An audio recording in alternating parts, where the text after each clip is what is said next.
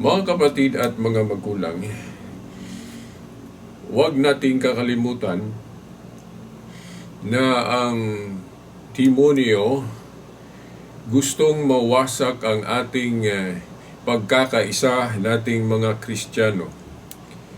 Hindi siya gusto na tayo ay magkakaisa. So, gagawin niya ang lahat na tayo mga Kristiyano ay magkawatak-watak sa pananampalataya.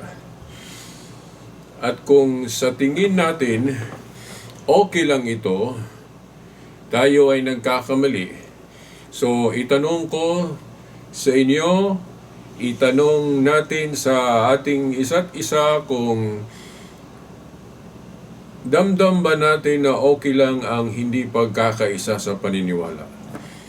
Dahil kung yon ang ating dinaramdam, something wrong o hindi iyan ang tunay na damdamin ng isang Kristiyano. Huwag kakalimutan ang sinabi ng Panginoong Jesucristo sa Ama, Ama, magkakaisa sana sila tulad sa ating pagkakaisa. So, itanong natin kung okay lang ba sa atin ang mga nangyayari ngayon na paiba-iba ang ating sinusunod na unawa sa Biblia.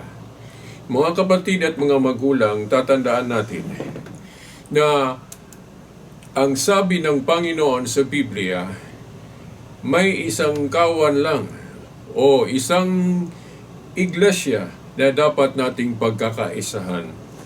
Kaya nga, nang sinabi niyang magtatag siya ng isang kaharian o simbahan, hindi niya sinabing, tatagin ko ang aking mga iglesia na pamumunuan ng iba't ibang mga tao at hindi kayo magkakaisa sa pag-uunawa nito.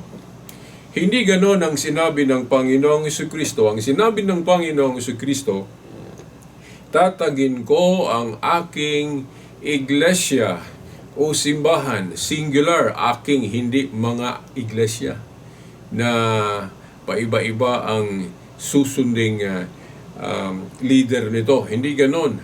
Ang sabi ng Panginoon sa Juan 10:16, isang kawan at isang pastol. Isa lang po ang mamuno nito, isang pastol. Ang pastol na ito ay wala pong iba ang ating Ginoong Jesucristo. At pinahiwatig niyang kung nandoon na siya sa langit, si Pedro ang mamumuno nito. Huwag nating kakalimutan ang Juan 21:15 hanggang 17 nang paakyat na ng langit ang Panginoong Jesucristo, kay Pedro niya ipinagkatiwala ang posisyon o katungkulan bilang isang leader o yung tinawag natong high priest. Okay. Juan 21:15 hanggang 17. Nandun lahat ang mga apostol, nandun lahat ang mga disipulo ng Panginoon, pero si Pedro ang sinabihan niya, Pedro, pakanin mo ang aking mga tupa. Ibig sabihin, ang tungkulin ni Pedro ang siyang dapat nating pagkakaisahan. Dahil tayo kasi, mga kaanib ng iglesia, ang tinukoy ng mga tupa. Huwag nating kakalimutan ito. Juan 21:15 hanggang 17, tayo ang mga tupa, yung mga kaanib, mga believers sa paniniwalang ito, paniniwalang Kristiyano. At ang ating sundin na pamamahala ay yung tungkulin ni Pedro. Ano ang sabi ng Panginoon kay Pedro? Pedro, pakanin mo ang aking mga tupa. Ibig sabihin, ang tungkulin ni Pedro ang siyang dapat nating pagkakaisahan. So ngayon, nang wala na si Pedro, dahil baka itanong ninyo, sino ang ating susundin na pamumuno? Simple lang. kung sino ang mga kahalili, kung sino ang mga successor sa tungkulin ni Pedro, iyon ang dapat nating pagkakaisahan. Sino ba batay sa history? Dahil hindi kasi masagot ito sa Biblia. Di ba? Kung itanong natin, sino ba ang nakasunod o successor sa tungkulin ni Pedro bilang holder of the keys, yung binigyan ng authority ng Panginoon na mamuno sa iglesia kung ang kaniyang personal presence wala dito sa lupa? Sino ba? Kaya nga ang ating simbahang Katoliko tutol o against sa paniniwalang Biblia lang ang basihan sa paniniwala, dahil hindi po lahat ng mga katotohanan ang nasulat sa Biblia. Kaya nga isang deception o isang pandaraya ang aral na Bible lang ang basihan, dahil hindi ang lahat ng katotohanan ang nasulat sa Biblia. So, isipin natin, yung paniniwala ba natin, Bible lang nasulat ang lahat ng katotohanan? Mali po iyan. Hindi po yun ang tama. Ang daming mga Kristiyano ngayon, nagpanggap na Kristiyano, na ang kanilang batayan daw, Biblia lang. Pero kung totoo ang paniwala na iyan, hindi iyan mali, bakit hindi nagkakaisa ang mga naniniwala sa ganong paniniwala? Di ba? Ang mga born again, ang Iglesia ni Cristo, ni Felix Manalo, ang mga Sabadista, ang lahat-lahat na nagtuturo ng Bible alone. Bakit hindi sila nagkakaisa kung tama ang basihan na iyan ng Bible alone, ang basihan sa paniniwala, no? Maling-mali po iyan, mga kapatid at mga magulang. Dahil kung ating tutuusin, sino ba ang nagsasabi na itong Biblia, nasa mga nasulat nito ang mga salita ng Diyos? Sino ba ang nagpapasya sa ilan ang bilang sa mga aklat na sasabihin nating canon na siyang dapat nating paniwalaan? Halimbawa, inuulit-ulit ko na ang katotohanan ito. Sino ba ang nagpapasya sa kung ilan ang bilang ang inspired word of God sa Bagong Tipan o New Testament?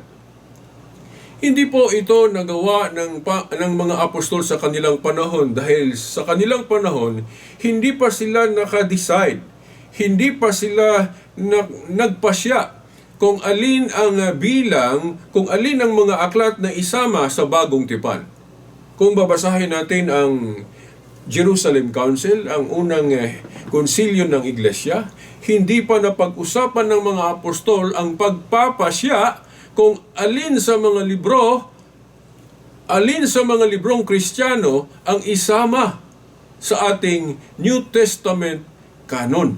Hindi po. Sa history, napag-alaman natin na ang mga successor na ng mga apostol, ang mga obispo, ang siyang nagpapasya kung anong mga libro ang isama sa gawin nating Bagong Tipan o New Testament. Anong konsilyo ba pinagpasyahan ang Bible canon? Actually, ang Old at New Testament ang pinagpasyahan. Pero kahit na hindi lang natin isama ang Old Testament na pagpapasya kung ilan ang bilang, dahil hindi naman tayo nagkakaisa, mga Protestante at Katoliko, hindi po tayo nagkakaisa kung ilan ang bilang, ang opisyal na bilang sa mga aklat ng Old Testament. Pero sa New Testament o Bagong Tipan, nagkakaisa tayo, di ba? Ang Catholic at mga Protestante parihong naniniwala na ang inspired Word of God sa Bagong Tipan, ito lang 27 books of the New Testament. Ang tanong, sino ba ang nagpapasya nito? Okay? At the Council of Rome, 382, pinagpasyahan ng Konsilyong Katoliko na ang isama sa New Testament Bible canon, ito lang 27 books. So ang mga obispo ang nagpapasya. Kung walang authority ang mga obispo, bakit naniniwala ang lahat ng mga Protestante, iba-ibang sektang Protestante, bakit naniniwala kayo sa pinagpasyahan ng mga obispo noong Council of Rome, 382? Di ba? So yun, ito ang malaking patunay natin na nasa mga obispo talaga ang authority sa pagpapasya. Dahil sila ang successor. sila ang humalili nang nabakante ang katungkulan ng mga apostol. Okay, nasa Biblia naman kapag ang katungkulan ay mababakante, may kahalili o papalit nito. Saan po natin ito mababasa? Mababasa natin ito sa Gawa 1:20. Halimbawa ito, nang nabakante ang katungkulan ni Apostol Judas, nag-i-elect sila. No? Nagpipili sila kung sino ang ipapalit. Dahil ganon talaga ang kaharian. Kung ang isang tungkulin mababakante, talagang may papalit nito. Dahil dapat may mamuno kasi. May mga leaders kasi ang isang kaharian ni Kristo. So yun, napag-alaman natin na si Pedro ang Vicar of Christ dahil siya ang sinabihan ni Kristo. No? Pinahiwatig niyang ang tungkulin ni Pedro ang mamumuno kapag wala ang kaniyang personal presence dito sa mundo. So ngayon, sino ba sa lahat ng mga relihiyon ngayon ang sumusunod sa protocol na ito? Protocol of authority, tinawag natin itong protocol of authority. Dahil kapag hindi natin susundin ang aral o tinawag nating protocol na ito, kaya hindi tayo nagkakaisa. No? Alam naman natin na si Pedro ang unang pinili ni Kristo na uupo sa tungkuling universal pastor, no? Juan 21:15 hanggang 17. Now, kung ating tingnan ang ating mga relihiyon ngayon o mga samahan ngayon sa mundo, iba-iba ang tungkulin ang ginawa nilang sinusunod nila. Yung sinusunod na halimbawa, yung tungkulin ng executive minister, no? Sa Iglesia ni Cristo. Bakit yun ang sinusunod nila na hindi iyan ang pinagkatiwalaan ni Kristo sa kanyang iglesia? No? Yung authority ba ni Felix Manalo sa INC, yun ba ang tungkulin na ginawa ni Kristo na siyang dapat nating pagkakaisahan? Hindi. Hindi po successor. Hindi po humalili. Si Felix Manalo sa authority o tungkulin ni Pedro. Di ba? At hindi naman sila naniniwala na yung tungkulin ni Felix Manalo, iyon ang kahalili nang nabakante ang posisyon ni Pedro. So, sino ngayon ang faithful? Sino ngayon ang sumusunod sa tungkulin na talagang gawa ng Panginoong Jesucristo? Kaya nga, hindi ko maiwanan ang simbahang Katoliko dahil simbahang Katoliko lang ang nangangaral na yung authority ni Pedro, yung tungkulin ni Pedro ang siyang dapat nating pagkakaisahan. No? Ano ang sabi sa Biblia? Isang kawan at isang pastol. Isang kawan at isang pastol. Ibig sabihin, isa lang ang universal pastor. Yung sinabihan ni Kristo, Pedro, pakanin mo ang aking mga tupa. Ibig sabihin, yung tungkulin ni Pedro ang siyang dapat nating pagkakaisahan. Ano ngayon? Sino ngayon ang sumusunod sa protocol na iyan? Hindi ko maiwanan ang Katoliko dahil nangangaral ang Katoliko na ang dapat nating pagkakaisahan itong tungkulin ni Pedro na sinusunod ng mga Santo Papa. Di ba? Sino ba ang humalili sa tungkulin ni Pedro nang nabakante ito? Dahil sa Gawa 1:20, ang isang tungkulin kung mabakante, may papalit nito. Now, sa Biblia, mabasa pa letra por letra kung sino ang humalili sa nabakanting tungkulin ni Judas. Napag-alaman natin na dahil nasulat ba sa Biblia na si Matias ang humalili sa nabakanting tungkulin ni Judas. Pero ang mas mahalagang tungkulin ay yung holder of the keys, yung Vicar of Christ. Ang tungkulin ni Pedro, ang tanong, sino ba ang humalili sa tungkulin niya nang nabakante ito? Hindi ito masagot sa Bible alone. Hindi ito masagot sa aral na only the scripture o sola scriptura. Dahil hindi naman mababasa sa Biblia kung sino ang humalili sa tungkulin ni Pedro nang nabakante ito. So kaya nga, sinabi natin, paulit-ulit na itong sinabi natin, na mali yung Bible alone. Dahil kung naniniwala ka sa Bible alone, ibig sabihin na daya ka sa demonyo. Dahil sigurado ako na yung Bible alone teaching, iyon ang nagpawatak-watak sa ating paniniwala. Dahil kung tama pa ang aral na iyan, bakit hindi nagkakaisa ang mga naniniwala sa Bible alone? Sino ba? Ilang mga relihiyon ba ang naniniwala sa Bible alone o yung sa Latin na word sola scriptura? Ang dami. Yung born again, Iglesia ni Cristo, Sabadista, iba-ibang Sabadista, parehong naniniwala sa sola scriptura. Actually, sinusunod nila ang aral na inimbento ni Martin Luther, dahil si Martin Luther kasi ang unang nangangaral sa Bible alone. Nang nagrebelde siya sa authority ng mga obispo, headed by the Pope. Yung nagrebelde si Martin Luther, sa mga panahong iyon, naimbento niya ang aral na Bible alone lang ang authority. Dahil nireject kasi niya ang authority ng mga obispo at ang Papa ng Roma. Dahil kapag hindi niya i-reject ang authority ng mga obispo, ibig sabihin, mali siya. Di ba? Bakit magpapatuloy siya sa pagre-rebelde kung hindi niya i-reject na may authority ang mga popes at ang mga obispo? So, para ma-justify niya ang kanyang pagrebelde, kailangan niyang mapaniwala tayo sa aral niyang sola scriptura, na ang scripture alone ang authority, para hindi paniwalaan ang pasya ng mga obispo. Di ba? Para ma-justify niya ang kanyang pagre-rebelde. Pero hindi ganon. Dahil hindi niya ma-delete, hindi niya mabura sa history na kung sasagutin natin ang tanong, sino ba ang nagpapasya sa Bible canon? Hindi po mga apostol, dahil ang mga apostol sa Biblia hindi nagpapasya kung ilan ang bilang sa mga aklat ng Bible natin. Sa napag-alaman natin, ang mga Catholic councils na lang, no? Yung mga successor ng mga apostol, yung mga obispo, sila ang nakagawa, no? Sa mga konsilyo na nagdideklara kung ilan ang bilang o anong mga libro ang isama sa ating Bible canon. Di ba? Mga kapatid at mga magulang, nasabi ko na ito noong Council of Rome 382 AD, pinasyahan ng Konsilyong Katoliko kung ilan ang isama sa mga libro ng Matandang Tipan at ng Bagong Tipan.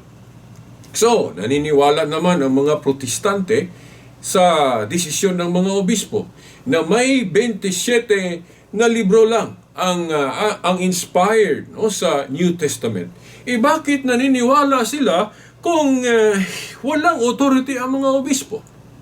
Kaya nga, sinabi ni Atty. Bacalso, no, napag-alaman ko ito, unang nalaman ko ito ni Atty. Bacalso, ganito dapat. Bago natin tatanggapin ang Biblia, tatanggapin muna natin ang authority ng mga taong nagsasabi o nagdeklara nito. Uulitin ko, no, yung sinabi ni Atty. Bacalso na natatandaan ko, isang evangelical Protestant na na-convert sa Katoliko. Sinabi niya, bago natin tatanggapin ang Biblia, tanggapin muna natin ang authority ng mga taong nagsasabi na ang Biblia, nandito sa librong ito na sulat ang mga salita ng Diyos. Dahil kung hindi natin tatanggapin ang authority nila, bakit manalig tayo sa Biblia? Kung ang mga taong nagsasabi nito, wala silang authority sa pagsasabi nito. Di ba? So kaya nga, ako'y naniniwala nito, no? Na totoo nga, no?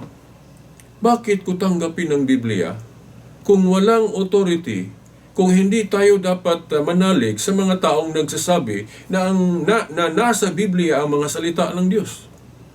Di ba? Dahil kung tutuusin, ang dami namang mga aklat ang nagsasabing inspired. Hindi lang Bible. Yung Quran ng ating mga kapatid na Muslim, sinabi din nila na Word of God, yung Word of Allah, yung nasa Quran. Yung Book of Mormon, sinabi din ng mga Mormon na Word of God daw ang Book of Mormon. At iba pang mga relihiyon na hindi Biblia ang ginamit nila, nag-claim din sila na Word of God ang kanilang libro. Di ba? So ngayon, sino ba? Anong aklat ba ang dapat nating paniniwalaan? Kung naniniwala tayo na Biblia, nasa Biblia, ang mga salita ng Diyos, dapat muna nating tanggapin ang authority ng mga taong nagsasabi nito. Sino ba ang nagdeklara? Sino ba ang nag-canonize sa Biblia? Simbahang Katoliko, di ba mga kapatid at mga magulang? Council of Rome 382, Council of Carthage 397, Council of Hippo 393, at iba-iba pang mga council na nag-affirm nito. Council of the Roman Catholic Church. So, yun mga kapatid at mga magulang. So, matanong ko kayo, sino ba ang leader na sinusunod natin sa ating panahon ngayon? Kung itanong natin ito sa mga kapatid nating Iglesia ni Cristo, ang sagot nila, iyong pamumuno daw ng executive minister. Na ang una si Felix Manalo, at nang nabakante daw, pinalitan ni Eranio Manalo, ang anak ni Felix Manalo. At nang nabakante naman, ang posisyon ng executive minister na pinamunuan ni Eranio Manalo, ang pumalit naman ang anak na si Eduardo. Kung puntahan naman natin ang KOGC, yung samahan ni Kibuloy, si Kibuloy ang sinusunod nila. At wala pang kahalili dahil hindi pa naman namamatay si Kibuloy. So, wala pang successor si Kibuloy. Kung puntahan natin ang mga Sabadista, sinusunod nila ang propeta nila na si Ellen White. At sa Mormons naman, si Joseph Smith. At iba pang mga samahan. Dito naman sa Pilipinas, may mga kaibigan tayong naniniwala sa yung tinawag na piniling nasod, yung founder nila si Tatay Paulino Agapay. Pero kung puntahan natin ang Biblia, anong tungkulin ba ang pinagkatiwalaan ni Kristo sa kanyang iglesia? Ang linaw ang tungkulin ni Pedro.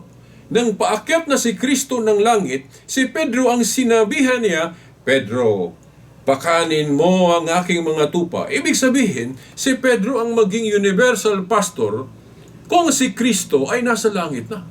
At ito ang sinusunod ng Katoliko. Dahil nang nabakanti ang katungkulan ni Pedro, sinusunod ito ng mga popes natin. Sino ba ang humalili ni Pedro according to history? Hindi ito masagot sa Biblia. Kaya nga, mali yung Bible alone. Ang listahan lang ng mga popes ang makabigay nito ng informasyon kung sino ang humalili sa tungkulin ni Pedro nang nabakante ito. Si Linos. Si Linos, batay sa history. Siya kasi ang humaliling Bishop of Rome nang namartir si Pedro. At sumunod naman si Clitos at si Clemente. Mabasa nga ang pangalan ni Clemente sa Biblia, Pilipos 4.3, ang pangalan ni Linos, ikalawang Timoteo 4.21, pero hindi mababasa na sila ang nakaupo sa tungkulin ni Pedro nang nabakante ito. Pero dapat tayong maniwala nito. Dahil kung itanong ninyo, saan po mababasa iyan na si Linos, si Clitos, Clemente ang humalili? Hindi iyan mabasa.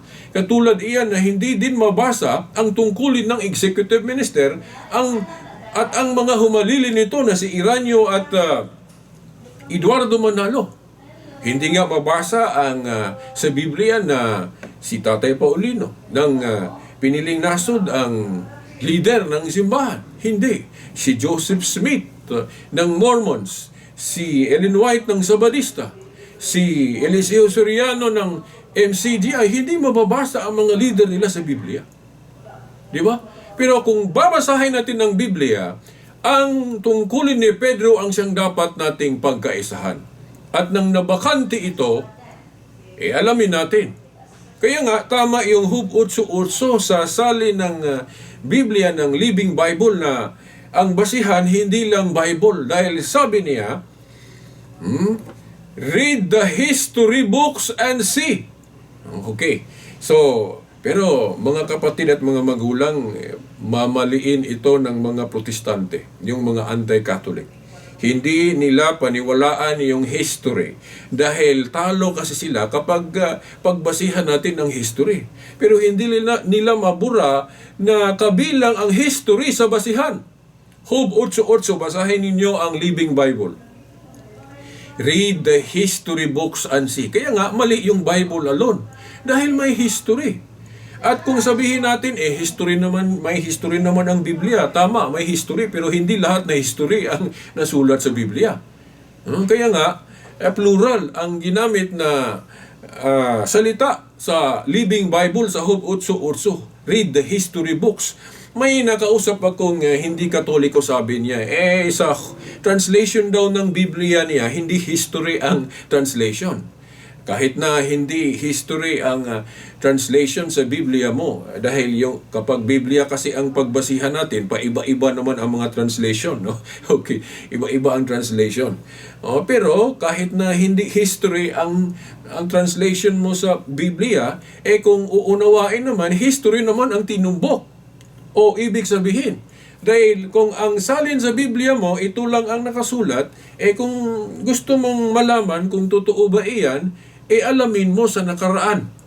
Di ba? Ano yung nakaraan? Di ba history? So kahit na hindi history ang translation sa Biblia mo sa Job 8:8, pero yun pa rin ang tinumbok, history. Kaya nga, may protestanting salin na history ang ginamit na translation dahil yun ang ibig sabihin. So, yung mga against na basihan din ng history, hindi nila gustong puntahan natin o gawing basihan ng history dahil hindi kasi mapatunayan ang kanilang relihiyon na talagang si Kristo ang nagsimula nito. Pero kung Catholic Church, Roman Catholic Church, ang daming mga referensyang nagsasabi na si Jesus Christ nga ang founder nito. Wala na tayong oras, okay? Hanggang sa susunod na linggo, ito pa rin ang kapatid na Silbert, sa ngalan ng Ama, ng Anak at ng Espiritu Santo. Amen.